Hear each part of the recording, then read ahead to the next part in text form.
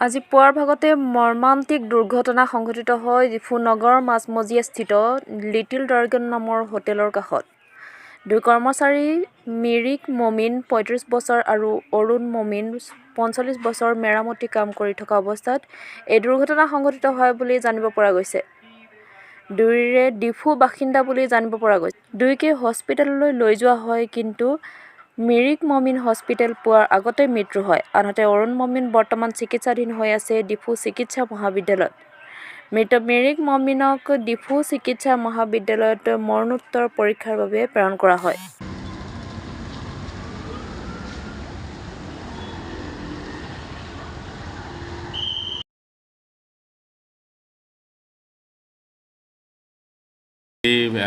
ডিফুত মেইন বজাৰত আমি শুনামতে কাৰেণ্টত লাগি দুজন মানুহ জখমী হৈছিলে।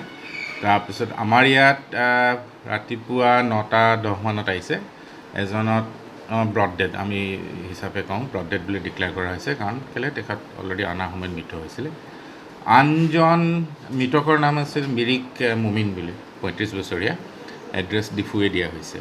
আনজন আছিল অৰুণ মমিন 45 ইয়াৰ্ছ, ডিফুৰে এড্ৰেছ হয়। তেখেত ইনজৰি হিচাপে আহিছে। তেখেতৰ জখম আছে সোঁ ভৰিত, বাওঁ ভৰিত আৰু সোঁ হাতত অলপ জ্বলাৰ মাৰ্ক আছে, আৰু আমি সেইটো ডিপ জ্বলা বুলি কওঁ, around 3 cm by 2 cm। বৰ্তমান তেখেত চাৰ্জাৰী বিভাগত এডমিট হৈ আছে আৰু স্বাস্থ্য ঠিকে আছে। আমাৰ ডক্টৰে মনিটৰ কৰি আছে গোটেই, আৰু পাৰিলে আমি ICUলৈ চিফ্ট কৰিম যদি দৰকাৰ হয় এনি মমেণ্টত।